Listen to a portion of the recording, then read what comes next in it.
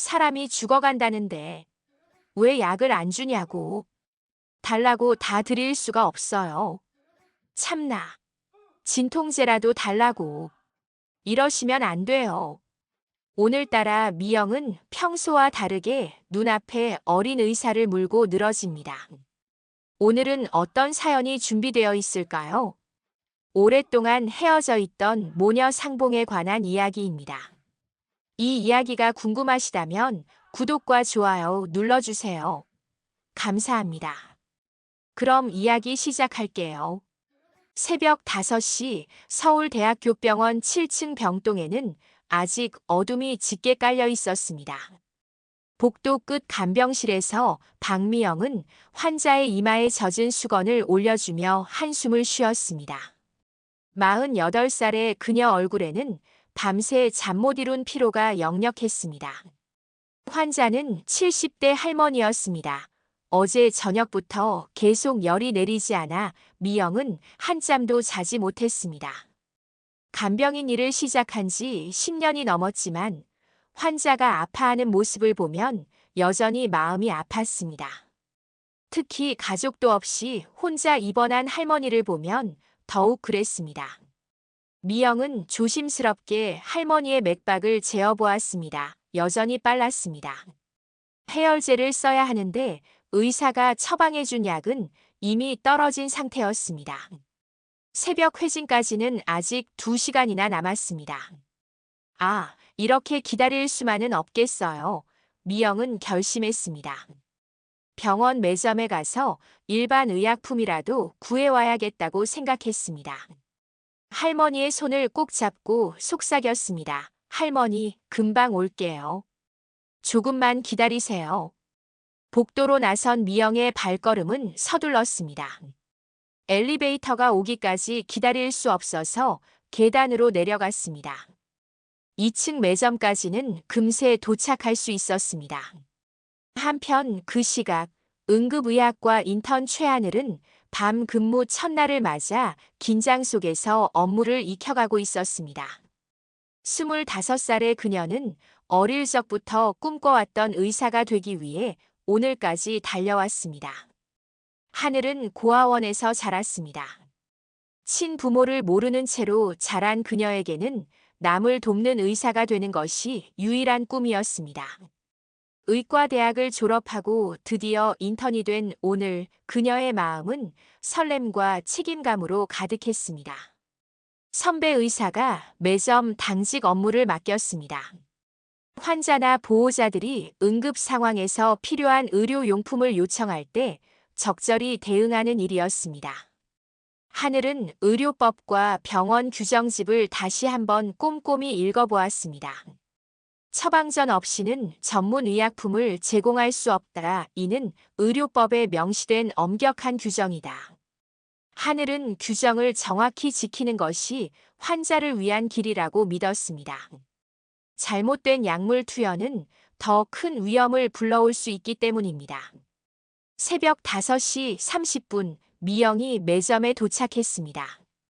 응급실 근처 매점은 24시간 운영되지만 새벽 시간이라 조용했습니다. 카운터에는 하얀 가운을 입은 젊은 여성이 앉아 있었습니다. 미영은 다급한 마음에 카운터로 다가갔습니다. 하늘은 고개를 들어 미영을 바라보았습니다. 두 사람의 시선이 처음 마주치는 순간이었습니다. 미영의 얼굴에는 간절함이, 하늘의 얼굴에는 냉정한 전문성이 어려 있었습니다. 두 사람 사이에 흐르는 묘한 긴장감 속에서 곧 벌어질 갈등의 전조가 감돌고 있었습니다. 미영은 카운터로 서둘러 다가가며 간절한 표정을 지었습니다. 하늘은 차분하게 미영을 바라보며 정중히 인사했습니다. 안녕하세요. 무엇을 도와드릴까요? 미영은 다급한 목소리로 상황을 설명하기 시작했습니다. 선생님, 저는 7층에서 간병일을 하고 있는데요. 환자분이 새벽부터 계속 고열에 시달리고 계세요. 해열제가 떨어져서 급하게 구하러 왔습니다. 하늘은 미영의 말을 주의 깊게 들었습니다. 환자의 상황이 긴급해 보이는 것은 분명했습니다. 하지만 의료진으로서 지켜야 할 원칙이 있었습니다. 환자분의 처방전은 가져오셨나요? 미영은 당황했습니다. 처방전은 의사가 회진을 돌면서 새로 써주는 것인데 아직 새벽 회진 시간이 아니었습니다. 처방전이요? 아직 새벽 회진 전이라서 의사 선생님이 안 오셨는데요. 그냥 간단한 해열제만 좀 주실 수는 없을까요? 하늘은 고개를 저었습니다. 아무리 응급 상황이라고 해도 의료법을 위반할 수는 없었습니다. 죄송하지만 처방전 없이는 해열제를 드릴 수 없습니다. 의료법상 전문 의약품은 반드시 의사의 처방이 있어야 합니다. 미영의 표정이 급격히 어두워졌습니다. 환자는 지금도 열에 시달리고 있는데 규정만 따지고 있다는 생각이 들었습니다. 선생님, 환자분이 정말 고생하고 계세요. 70이 넘으신 할머니인데 가족도 안 오고 혼자 계세요. 제발 좀 도와주세요. 미영의 간청에도 하늘은 단호했습니다. 규정을 어기는 것은 더 큰 위험을 초래할 수 있다고 생각했습니다. 마음은 이해합니다만 잘못된 약물 사용은 환자에게 더 해로울 수 있어요. 담당 의사가 오실 때까지 기다리시는 것이 좋겠습니다. 미영은 점점 답답해졌습니다. 환자를 걱정하는 마음과 규정에 막힌 현실 사이에서 갈등했습니다. 그럼 일반 의약품이라도 안 될까요? 약국에서 파는 타이레놀 같은 것 말이에요. 하늘은 여전히 고개를 저었습니다. 이번 환자에게는 병원에서 처방받은 약만 사용해야 한다는 것이 원칙이었습니다. 이번 환자분께는 담당 의료진의 처방에 따라야 합니다. 다른 약물과의 상호작용도 고려해야 하거든요. 미영의 인내심이 한계에 달했습니다. 젊은 의료진이 너무 융통성이 없다는 생각이 들었습니다. 선생님은 환자가 아파하는 모습을 못 보셨나 봐요. 규정이 사람보다 중요한 거예요. 하늘도 미영의 말에 조금 상처를 받았습니다. 자신도 환자를 걱정하는 마음에서 신중하게 행동하는 것인데 이해받지 못한다는 생각이 들었습니다. 저도 환자분을 걱정해서 드리는 말씀입니다. 안전을 위해서는 정확한 절차를 따라야 해요. 두 사람 사이의 대화는 점점 격해졌습니다. 서로의 입장을 이해하지 못한 채 평행선을 달리고 있었습니다. 미영은 시계를 보았습니다. 벌써 10분이나 시간이 흘렀습니다. 할머니는 지금도 열에 시달리고 있을 텐데 빈손으로 돌아갈 수는 없었습니다. 제발 한 번만 봐주세요. 저도 간병일을 10년 넘게 했는데 이런 경우가 한두 번이 아니에요. 하늘은 미영의 경험을 인정하면서도 원칙을 굽힐 수 없었습니다. 경험이 많으시다는 것은 알겠지만 그래도 규정은 지켜야 합니다. 환자의 안전이 가장 중요해요. 결국 미영의 분노가 폭발하기 시작했습니다. 젊은 의료진의 경직된 태도에 참을 수 없게 되었습니다. 젊은 것이 규정만 따지고 있네. 사람 사는 게 그런 게 아니야. 매점 안의 분위기는 급격히 차가워졌고 곧 폭풍이 몰아칠 것 같은 긴장감이 흘렀습니다. 바로 그때 미영의 휴대폰이 급하게 울렸습니다. 7층 간병실에서 걸려온 전화였습니다. 옆에서 간병하는 동료의 다급한 목소리가 들렸습니다. 미영 언니, 빨리 올라와요. 할머니가 갑자기 더 심해지셨어요. 미영은 얼굴이 하얗게 질렸습니다. 전화 너머로 들리는 할머니의 신음소리에 가슴이 철렁 내려앉았습니다. 지금 갑니다. 전화를 끄는 미영은 하늘을 다시 바라보았습니다. 이제는 간절함을 넘어서 절망에 가까운 표정이었습니다. 선생님 들으셨죠? 환자분 상태가 더 나빠지고 있어요. 제발 좀 도와주세요. 하늘도 전화 내용을 들었지만 여전히 원칙을 고수했습니다. 오히려 이런 응급 상황일수록 더욱 신중해야 한다고 생각했습니다. 그렇다면 더욱 담당 의사의 처방을 받으셔야 합니다. 응급실로 연락해서 의사를 부르시는 게 어떨까요? 미영은 하늘의 제안에 한숨을 쉬었습니다. 응급실 의사를 부르려면 또 시간이 걸리고 그 사이에 할머니는 더 고생할 것 같았습니다. 그런 시간이 어디 있어요? 지금 당장 필요한 거라고요. 하늘은 자신의 전문성을 내세우며 설명을 계속했습니다. 제가 아직 인턴이라서 처방권이 없어요. 그리고 환자를 직접 진찰하지도 않았고요. 이해해 주세요. 미영의 답답함은 극에 달했습니다. 젊은 의사의 교과서적인 대답에 화가 치밀었습니다. 인턴이면 더 환자 마음을 알아야 하는 거 아니에요. 그렇게 딱딱하게 굴면 어떡해요? 하늘은 미영의 말에 상처를 받았습니다. 자신도 환자를 위해서 신중하게 행동하는 것인데 오해받는다는 생각에 목소리가 약간 높아졌습니다. 저도 환자의 안전을 생각해서 말씀드리는 거예요. 함부로 약을 드릴 수는 없습니다. 두 사람의 대립은 점점 더 격해졌습니다. 매점 안의 분위기는 얼음장처럼 차가워졌습니다. 미영은 시간이 지날수록 조급해졌습니다. 할머니가 혼자서 고생하고 있을 생각에 마음이 아팠습니다. 선생님은 가족도 없이 아픈 환자 마음을 모르시나 봐요. 하늘은 미영의 말에 깊이 상처받았습니다. 자신도 가족 없이 자란 처지라서 그 말이 더욱 아팠습니다. 저도 환자분 마음은 이해해요. 하지만 규정은 환자를 보호하기 위한 거예요.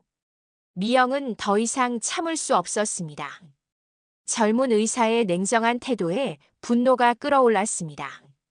보호요? 지금 당장 아픈 사람 앞에서 규정 얘기만 하는 게 무슨 보호예요? 하늘도 점점 감정이 상했습니다. 자신의 전문성을 무시당한다는 생각에 목소리가 단호해졌습니다. 감정적으로 판단하시면 안 됩니다. 의료진의 판단을 믿어주세요. 미영은 하늘의 말에 더욱 화가 났습니다. 감정적이라는 말이 특히 거슬렸습니다. 감정적이라고요? 환자를 걱정하는 마음이 감정적인 거예요. 하늘은 자신의 말이 잘못 전달된 것 같아서 해명하려 했습니다. 그런 뜻이 아니라 의학적으로 접근해야 한다는. 하지만 미영은 더 이상 듣고 싶지 않았습니다. 젊은 의사의 거만한 태도에 참을 수 없게 되었습니다. 젊은 게 뭘 안다고 그래. 사람 살리는 게 책에만 있는 줄 아나? 두 사람 사이의 갈등은 이제 개인적인 감정 대립으로 번져갔습니다. 서로를 이해하려는 노력은 사라지고 오직 자신의 입장만을 고집하게 되었습니다.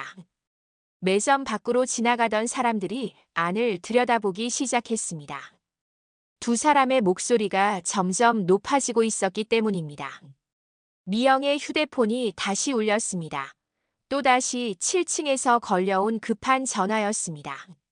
할머니의 상태가 더욱 악화되고 있다는 소식이었습니다. 절망감에 빠진 미영과 원칙을 고수하는 하늘, 두 사람 사이의 갈등은 이제 폭발 직전의 상황에 이르렀습니다. 두 번째 전화를 받은 미영의 얼굴은 완전히 절망에 빠져 있었습니다. 동료의 목소리는 더욱 다급했습니다. 언니, 할머니가 의식이 몽롱해지고 계세요. 빨리 와야 할 것 같아요. 미영은 전화를 끊고 하늘을 바라보았습니다. 이제는 애원하는 눈빛이었습니다. 선생님, 제발요, 사람이 죽어가고 있어요. 하늘은 미영의 절박한 모습에 마음이 흔들렸지만 의료진으로서의 책임감이 더 컸습니다. 그렇기 때문에 더욱 정확한 처방이 필요한 거예요. 함부로 약을 드릴 수는 없어요. 미영은 더 이상 참을 수 없었습니다.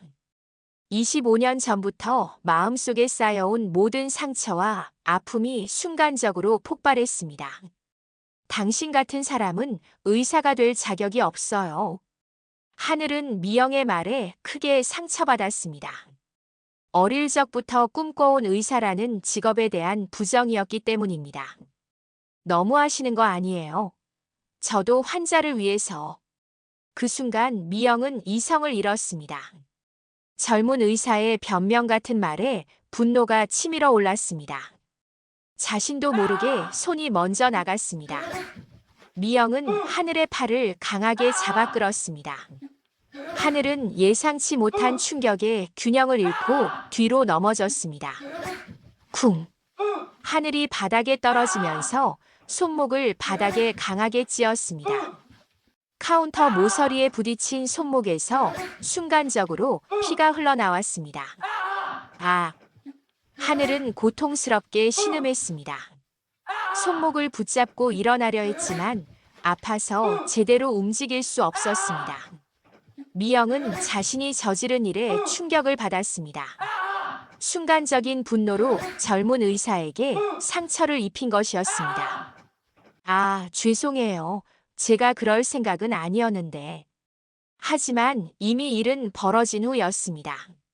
매점 밖에서 지켜보던 사람들이 급히 안으로 들어왔습니다. 무슨 일이에요? 누군가 다쳤나요?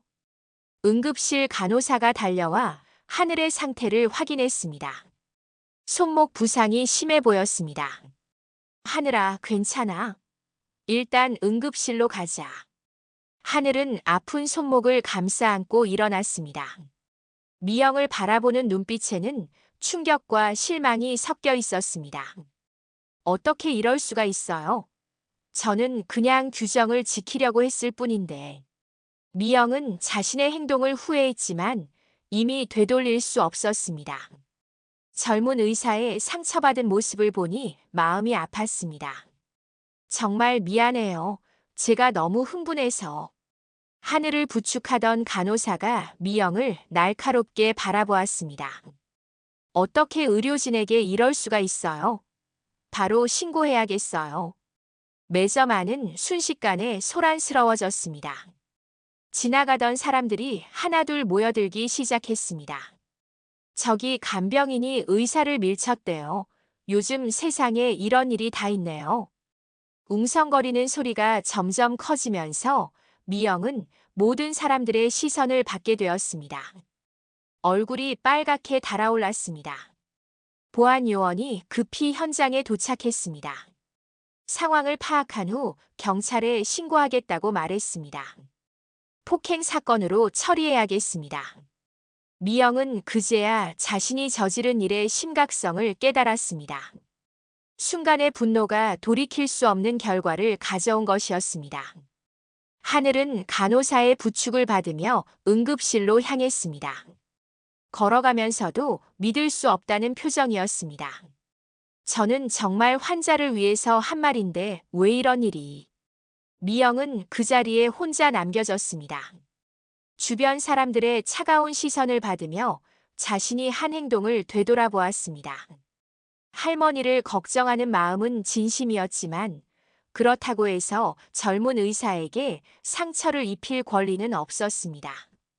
경찰이 도착하기까지 20분 정도의 시간이 남았습니다. 미영은 그 시간 동안 자신의 인생에서 가장 후회스러운 순간을 마주하고 있었습니다. 두 사람 모두 예상치 못한 운명의 소용돌이 속으로 빨려 들어가고 있었습니다. 20분 후 경찰이 병원에 도착했습니다. 두 명의 경찰관이 매점 앞에서 상황을 파악하기 시작했습니다. 신고받고 왔는데 무슨 일입니까? 보안 요원이 상황을 설명했습니다. 간병인이 인턴 의사를 밀쳐서 부상을 입혔다는 내용이었습니다. 미영은 경찰을 보자 다리에 힘이 빠졌습니다. 평생 경찰서에 가본 적이 없었는데 이런 일로 연행된다는 것이 믿어지지 않았습니다. 경찰관은 미영에게 다가왔습니다. 본인이 가해자분입니까? 네, 제가 그랬습니다. 미영은 떨리는 목소리로 대답했습니다. 한편 응급실에서 치료를 받은 하늘은 손목에 깁스를 하고 나왔습니다. 다행히 골절은 아니었지만 인대 손상으로 2주일 정도는 깁스를 해야 하는 상황이었습니다. 선배 의사가 걱정스럽게 물었습니다.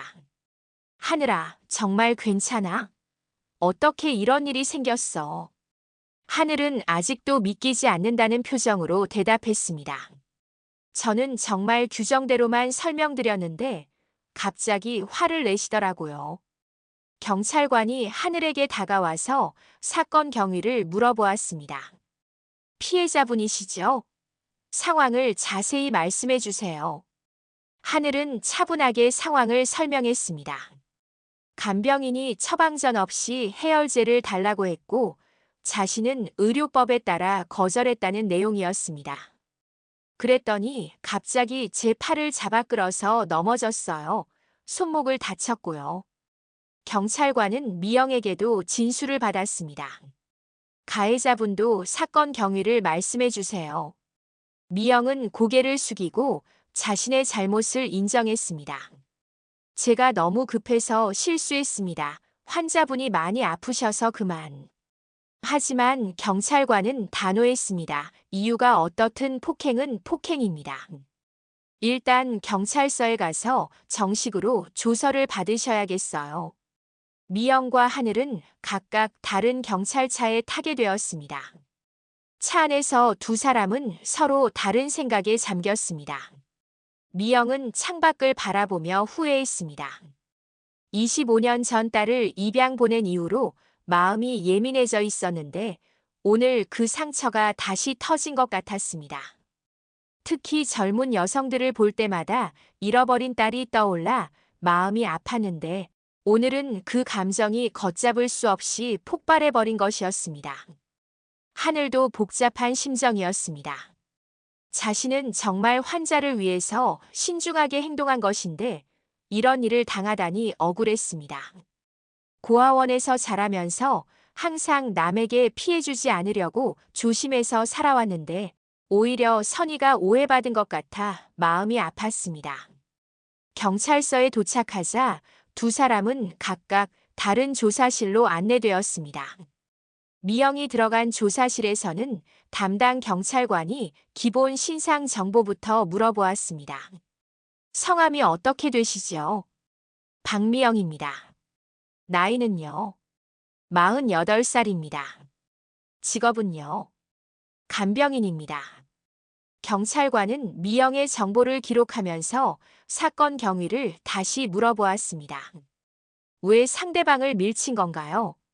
환자가 아파서 약이 급했는데 계속 안 된다고 해서.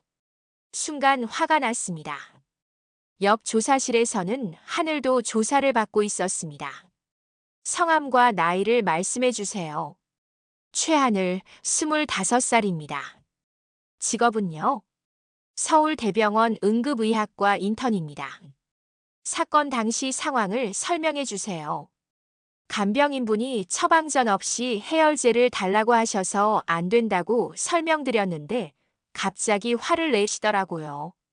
하늘은 또박또박 상황을 설명했습니다.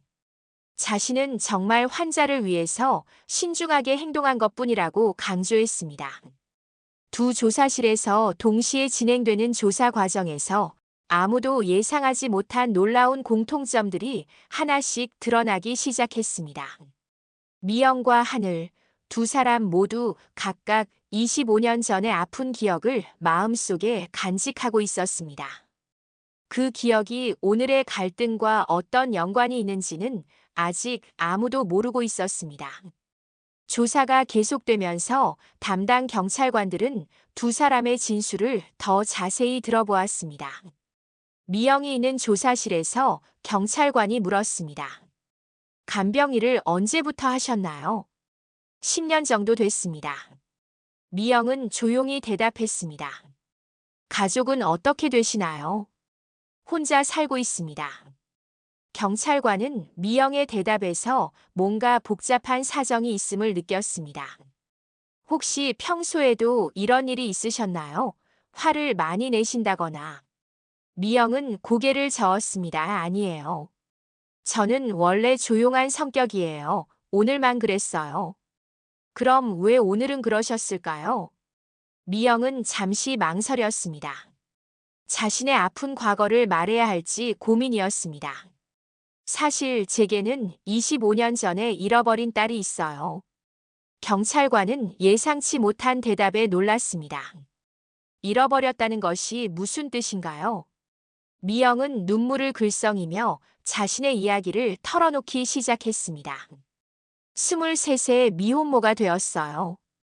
아이 아버지는 책임지지 않았고 혼자 키우기가 너무 힘들어서 결국 입양을 보낼 수밖에 없었습니다. 한편 하늘이 있는 조사실에서도 비슷한 대화가 이어지고 있었습니다. 의대는 언제 졸업하셨나요? 올해 졸업하고 인턴 시작했어요. 부모님은 어떤 일을 하시나요? 하늘은 잠시 침묵했습니다. 이 질문은 항상 대답하기 어려웠습니다. 저는 고아원에서 자랐어요. 경찰관은 하늘의 대답에 조심스러워했습니다. 아, 죄송합니다. 그런 줄 몰랐네요. 괜찮아요. 좋은 원장 선생님들이 계셔서 잘 자랐어요. 하늘은 담담하게 말했습니다. 그런데 친부모에 대해서는 아시는 게 있나요? 하늘은 고개를 저었습니다. 전혀 모르죠. 다만 제가 태어난 지 얼마 안 돼서 입양됐다고 들었어요. 미영의 조사실에서는 더 구체적인 이야기가 계속되고 있었습니다. 그 딸은 몇 살 때 입양 보내셨나요? 생후 3개월 정도 됐을 때요. 미영의 목소리가 떨렸습니다. 아이가 어느 병원에서 태어났는지 기억하세요? 서울대학교 병원이요. 정확히 25년 전 2월 19일이었어요. 경찰관은 미영의 말을 기록하면서 우연의 일치라고 생각했습니다. 바로 옆 조사실에서 조사받는 피해자도 같은 병원 소속이라니 신기했습니다. 하늘의 조사실에서도 개인사에 대한 질문이 이어졌습니다. 본인 생일은 언제인가요? 2월 19일이요. 하늘이 대답했습니다. 어느 병원에서 태어나셨는지 아세요? 원장 선생님이 말씀해 주시길 서울대학교 병원이라고 하셨어요. 경찰관은 펜을 잡은 손이 멈췄습니다. 뭔가 이상한 우연이 계속되고 있었습니다. 미영의 조사실에서는 그녀가 더 많은 이야기를 털어놓고 있었습니다. 그 아이를 보낸 후로 평생 후회하며 살았어요. 특히 젊은 여성들을 보면 제 딸이 생각나서 마음이 아파요. 그래서 오늘 화가 났던 건가요? 미영은 고개를 끄덕였습니다. 그 의사 선생님도 제 딸과 비슷한 나이거든요. 그런데 너무 차갑게 대하니까 마음이 아팠어요. 하늘의 조사실에서는 그녀도 자신의 심정을 털어놓고 있었습니다. 사실 저도 항상 친어머니가 궁금했어요. 왜 저를 입양 보냈을까 하고요. 원망스럽지는 않나요? 하늘은 잠시 생각했습니다. 어릴 때는 원망했어요. 하지만 지금은 어쩔 수 없는 사정이 있었을 거라고 생각해요. 두 조사실에서 동시에 진행되는 대화를 통해 놀라운 공통점들이 계속 발견되고 있었습니다. 같은 병원, 같은 날짜, 비슷한 상황. 하지만 아직 아무도 이 우연의 일치가 단순한 우연이 아니라는 것을 깨닫지 못하고 있었습니다. 미영은 자신의 이야기를 마치며 말했습니다. 제가 정말 잘못했어요. 그 선생님한테 상처를 줄 생각은 없었는데. 하늘도 비슷하게 말하고 있었습니다. 그분도 환자를 걱정하는 마음에서 그러신 것 같아요. 저도 너무 딱딱하게 굴었나 봐요. 두 사람은 각각의 조사실에서 서로에 대한 이해의 마음을 보이기 시작했습니다. 하지만 정작 자신들이 25년 동안 찾아 헤맨 가족이라는 충격적인 진실은 아직 베일에 쌓여 있었습니다. 조사가 거의 끝날 무렵 담당 경찰관들이 서로의 조사 내용을 비교해 보았습니다. 너무나 놀라운 우연의 일치에 둘 다 당황했습니다.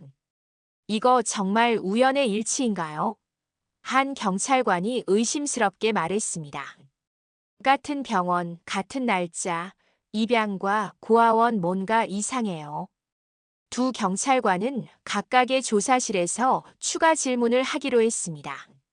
미영의 조사실에서 경찰관이 물었습니다. 혹시 딸을 입양 보낼 때 함께 보낸 물건이 있나요? 미영은 눈물을 글썽이며 대답했습니다. 네, 제가 임신 중에 직접 든 작은 아기 옷이 있었어요. 연한 노란색이었고 가슴 부분에 작은 하트 모양 단추를 달았어요. 또 다른 것은 없나요? 작은 은팔찌도 함께 보냈어요. 제 이름 미영이 새겨진 거였어요. 하늘의 조사실에서도 비슷한 질문이 이어졌습니다. 고아원에 있을 때 가지고 온 물건이 있었나요? 하늘은 가방을 뒤져서 작은 주머니를 꺼냈습니다. 이런 것들이요. 원장 선생님이 제가 올 때 가지고 있던 거라고 주셨어요. 주머니 안에서 낡은 아기 옷 조각이 나왔습니다. 연한 노란색 옷감에 작은 하트 모양 단추가 달려 있었습니다. 경찰관은 깜짝 놀랐습니다. 이거 혹시 은팔찌도 있나요? 하늘은 작은 은팔찌를 꺼내 보였습니다. 시간이 지나 변색되었지만 미영이라는 글자가 희미하게 보였습니다. 이때 미영의 조사실 경찰관이 급히 들어왔습니다. 잠시만요. 이분들 한번 만나보게 해야겠어요. 무슨 일인가요? 너무 놀라운 우연의 일치가 있어서요. 두 경찰관은 미영과 하늘을 한 조사실에서 만나도록 했습니다. 미영이 먼저 들어왔고 하늘이 뒤따라 들어왔습니다. 두 사람은 서로를 바라보며 어색한 침묵을 지켰습니다. 미영이 먼저 입을 열었습니다. 선생님, 정말 죄송해요. 제가 너무 흥분해서. 하늘도 고개를 끄덕였습니다. 저도 너무 딱딱하게 굴었나 봐요. 환자분 걱정하는 마음을 이해해야 했는데. 경찰관이 조심스럽게 말했습니다. 두 분께 확인하고 싶은 게 있어서 만나게 했어요. 경찰관은 하늘에게 아기 옷 조각과 은팔찌를 보여달라고 했습니다.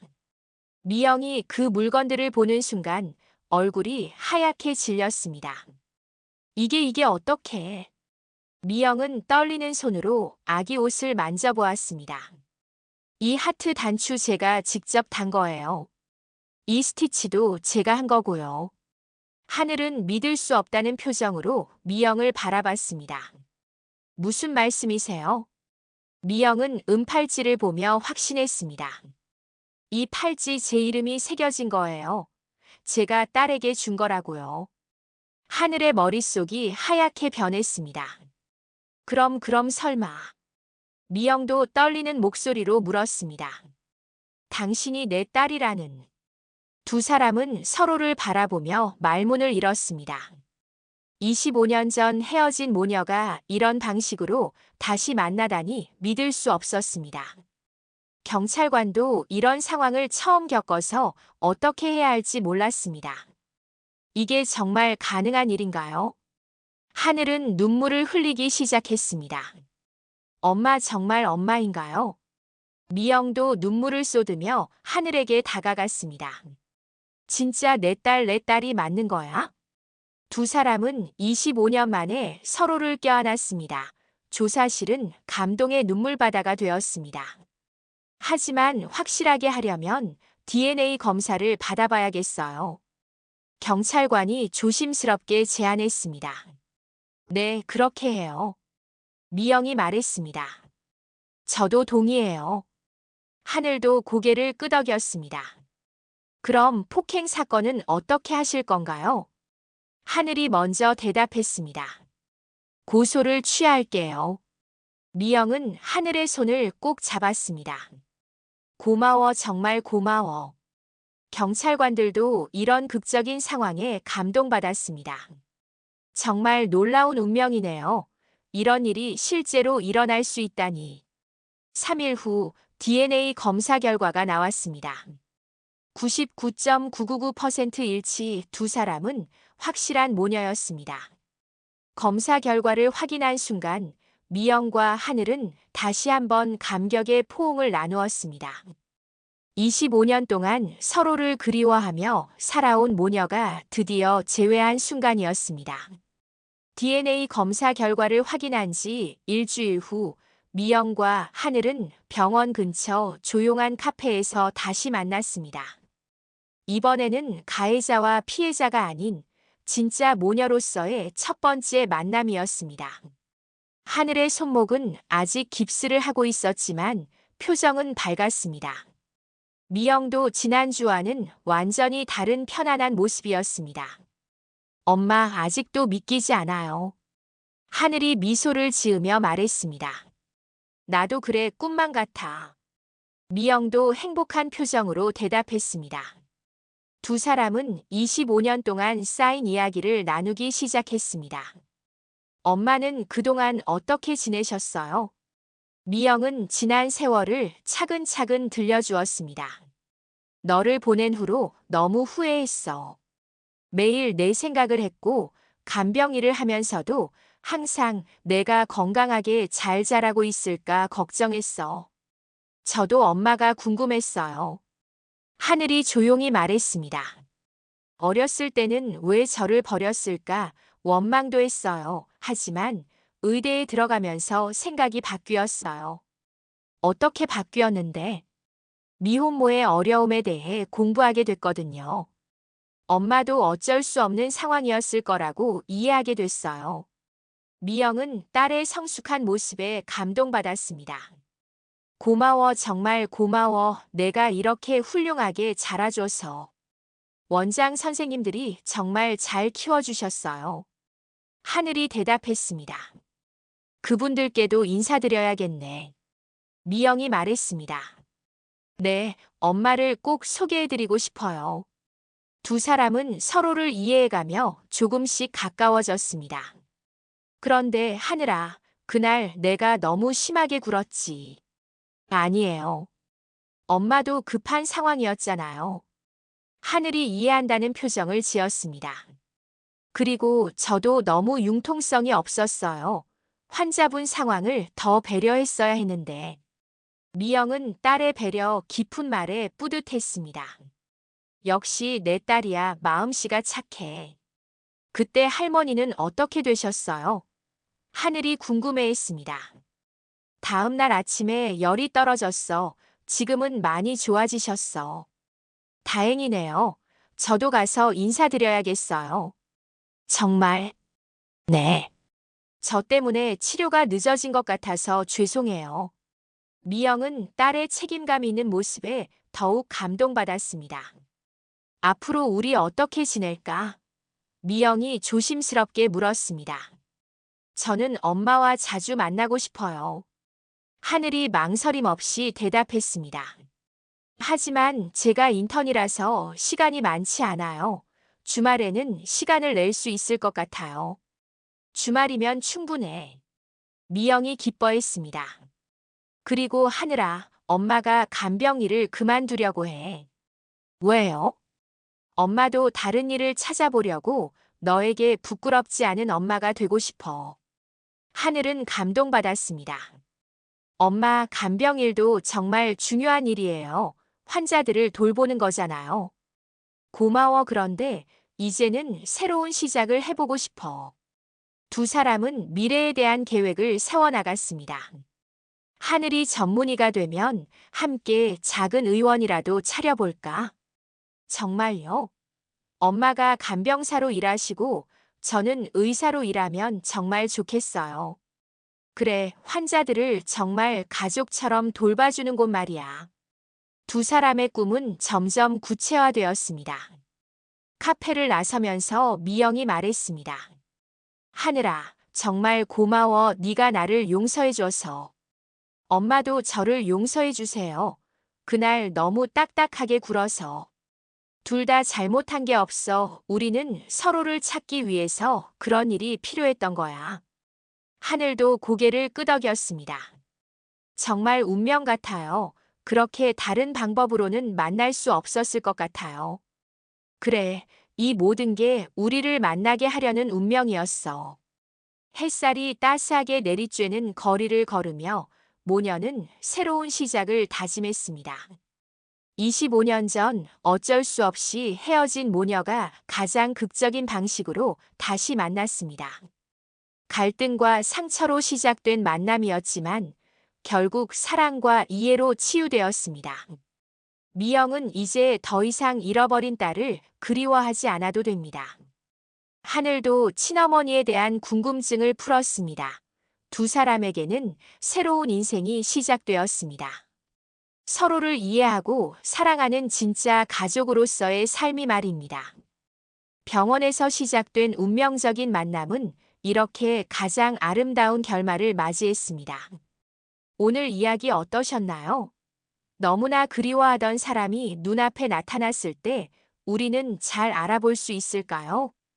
사람과 사람의 만남이 소중하고 귀하다는 것을 다시 한번 깨닫게 됩니다. 영상이 재미있었다면 댓글에 일 아니었다면 0을 남겨주세요. 감사합니다.